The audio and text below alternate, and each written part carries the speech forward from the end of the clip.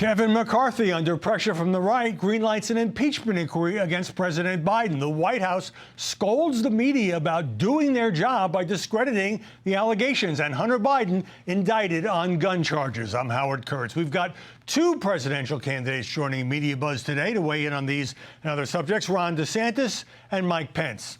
We begin with my sit-down with the Florida governor. Ron DeSantis, welcome. How you doing? I'm doing well. Governor, do you support House Republicans launching an impeachment inquiry into President Biden based on the level of evidence uncovered so far? Yeah, the corruption is really, really troubling. When you have that many millions of dollars flowing into his family's coffers, they are totally within their right to do it. I mean, look. We can sit here and talk about the proper role of the impeachment, but they opened this on Trump based on a phone call to Ukraine. There's way more evidence for this one, and they've got a lot of investigatory work to do, but I think they should pursue it. Do you think the indictment of Hunter Biden on gun charges the other day shows that there isn't a two-tier justice system, because this is the same Biden Justice Department bringing the charges?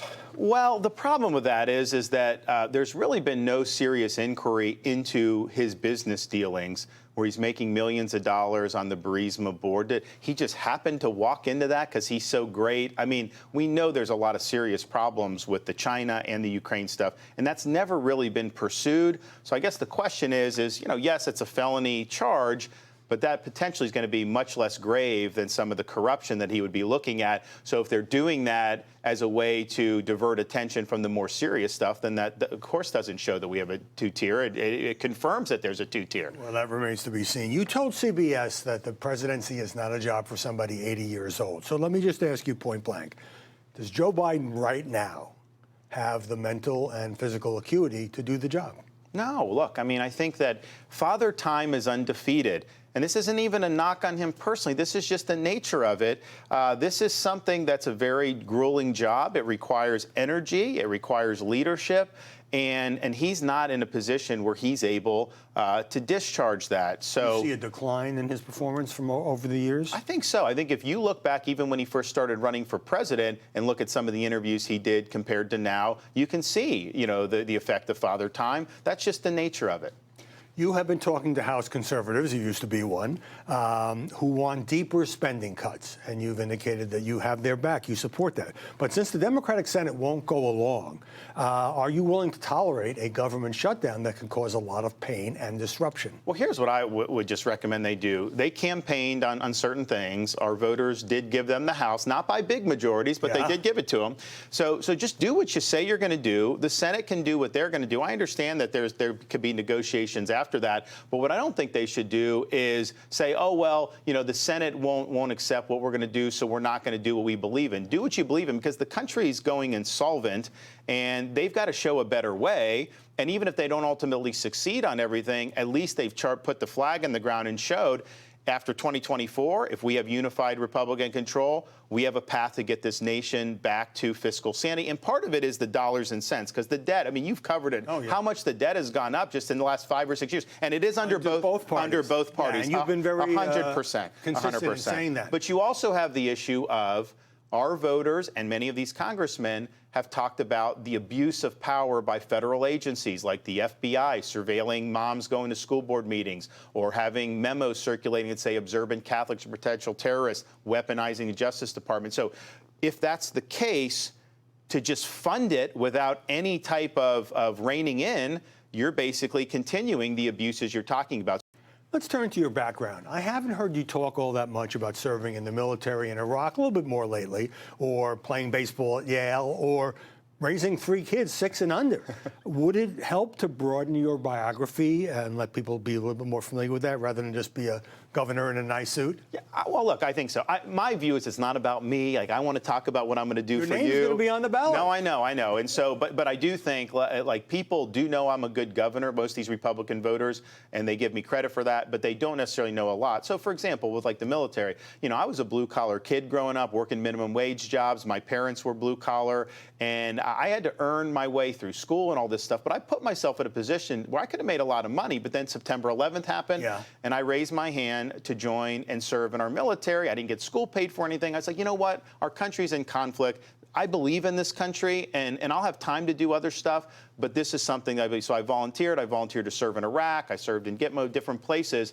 But I think the fact that, because people want to know, why are you running for president? Like, okay, you'll talk about your policies, but what's really driving you? Is it about you, or is it about, and I think what I can show is my whole life has been about service above self. I've made choices to serve where I could have made choices that would have been more beneficial to me financially or whatnot. And the Iraq example is a good thing. I mean, I remember hitting the deck in Fallujah, like pitch black at night, helicopter lands. I have my boots on the sand for the first time. And I thought to myself, I know there's a lot of diverse ways people get to the military, but I was like, I'm the road less traveled here. Being the Yale baseball captain, Harvard Law, then ending up in Fallujah via Dunedin, Florida. But you know, that's kind of what you do. That's quite a transition. You've heard this criticism for months. He's too stiff. Oh, he's too awkward. Oh, he doesn't have the charisma. In retrospect, would it have been better? Would it be better now to project a warmer image? Well, I think some of that is manufactured. I mean, let's just be clear. I just won the greatest Republican victory in the history of Florida governor's elections. We have a lot of very strong support, and people appreciate that for sure. And so, you know, I think that we do things where I'm out there, you know, shaking the hands. Because remember, the media said, oh, he's a Florida guy. He's not going to go to Iowa and do that. And meanwhile, I've done more retail than anybody. We've got build support. But I will say this. Your wife suggested... Well, here's what I'd say, though. I mean, like, you know, and I think the people that know me know that there's a bogus narrative. But there is a seriousness to what we face in this country right now. And when there are people out there that are, say, running fentanyl into our country that are killing our people, I'm going to be very tough with them. I'm not going to be nice to them. When we have people trying to sexualize the curriculum in our elementary schools, I'm going to be tough with those people. I'm not going to be nice to them. And so, you know, you need to show that you have the strength to actually do the job and to stand for people and fight for them, because they know it's not easy. Well, here's the thing I think that's different there. You have the bully pulpit. What happened to me in Florida was, you know, I had a lot of hostile too, a little bit different than a presidential. Sure. And the reason why I was able to do so well is because I just spoke directly to people in their communities. Whatever they said, the media had to play what I was saying at a press conference. So I think it's the same thing here. Our people know, like, this country has become unmoored from the truth. There's so much nonsense that circulates on social media. I think you've covered how some of the institutional press has gotten more into narrative building rather than just stick to the facts. So they know that when you're speaking to truth to them and they feel that, it is very powerful because there's so much deceit out there. But as the president, I'm out there delivering the message, and we will be out there, and we will be able to deliver that unfiltered. So we'll deal with the media. You say unfiltered, but would you hold regular news conferences? Would you do regular sit-down interviews? Because Joe Biden is doing a lot of criticism for limiting press access. Yeah, we will. We absolutely do that, and you know, we're on the campaign trail answering the questions all the time. You know, we do sit-down interviews. I mean, I prefer them to be live because some organizations try to slice you. Editing, you mean? Yeah, exactly. So we do. But yeah, we'll do that, and I think that's an important way to deliver your message. Your super PAC, which I know is independent, says it put out all the information that led to a whole bunch of negative stories about Vivek Ramaswamy. Is that an embarrassing disclosure? Look, you'll have to talk to them. I mean, as you know, it's an independent entity. They raised a lot of money for you. Well, I can tell you this, you know, there's a lot of people that have been dumping stuff on me for a long time. They haven't really gotten a lot of these are kind of, you know, ticky-tack stuff, but that's just unfortunately the way the political process works out. Vladimir Putin agrees with Donald Trump that he's being persecuted by a rival for political reasons. Do you worry that if Donald Trump gets back in the White House, that he'll stop U.S. aid to Ukraine and let Putin keep the territory he's already captured? Look, Donald, the idea that Trump is some type of lackey for Putin, that's just false. They had done that in 2016. He had a very, very strong Russia policy. He actually provided a lot of support, defensive support for Ukraine. And so the idea that somehow he wants to be buddy-buddy with Putin, I know there's circles that say that, but I don't really see that as being the case. I think he's been strong. You say that Trump can't be elected, that he's a deal breaker for many voters. Former president, as the whole world knows, is battling 4 indictments. Why is it that you haven't directly criticized him in any of those cases? Well, so put that aside. You know, what I've said before the cases, like, I never thought he should have run. Once he left office, I thought that he should have taken credit for the good things he did, but recognized that he was not the best way to go forward to win and unite the country behind our American first policies. And why? Why is he a deal breaker? Because I think that if you look at the voters you need to win, he's definitely got a base, but there are voters who are gettable for Republicans who don't like what Biden's doing. They disapprove of all this stuff. but they just won't do the Trump. We saw that in the midterms, unfortunately. I thought we were going to have a red wave because I'm like, there's inflation, there's all these problems. Don't you have to vote the other way? But when it came down to it, the Democrats had a playbook where they were running the same thing. And as much as I hate to admit it, it was effective at allowing them to maintain control of the Senate and keeping our House gains very modest. I think the legal cases just practically will suck the oxygen out of the room if he's the nominee. And the question is do we want the election framed on Biden's failures and our vision to reverse the country's decline? If we can do that, we will win.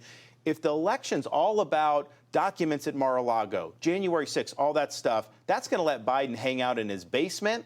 And I think he's going to get away with it again. He's not going to face scrutiny. It's not going to be about his record. That puts us in a much worse position to win. That's just practically, regardless of what you think of those. And I've been very critical of DOJ, FBI, and I backed him on. I was just in New York City. Alvin Bragg basically running for office saying, I'm going to get Trump, and then he does this ridiculous case. People see that, and they know that that's not the way the justice system should work. Now, Trump also said in a recent interview that if he's back in the White House, he would have the Justice Department prosecute his political opponents. Isn't that the same accusation that he's making against the Biden White House? Well, look, I would note he ran in 2016 saying he was going to appoint a special prosecutor for Hillary's emails. You remember that? And a lot of us thought that that was appropriate because they didn't really do a very thorough investigation of her.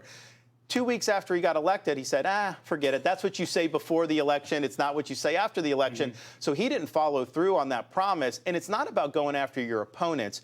What we need to do is just have a single standard of justice in this country. So as president, would you pledge to treat the Justice Department as an independent agency when it comes to criminal investigations, that you would not get involved? It's not independent from accountability. Sure. So I am not going to say to the Justice Department, that Howie Kurtz guy, go find. No, that's not appropriate. But if they are not pursuing like BLM rioters, I have every right to bring the Attorney General in and say, you need to get on this stuff. This is serious stuff. If you have the FBI that's pursuing parents at school board meetings, you have every right to say, fire those agents who did that. So we're going to hold them accountable. We're not going to use it, to go after people for no reason.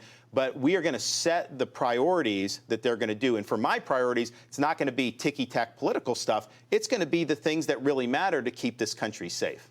Ron DeSantis, thanks very much for joining us. Thanks for having me. My interview with Mike Pence in a few moments. But when we come back, how the media are handling the House taking a step toward impeaching Joe Biden. I'm Steve Doocy. I'm Brian Kilmeade. And I'm Ainsley Earhart. And click here to subscribe to the Fox News YouTube page to catch our hottest interviews and most compelling analysis.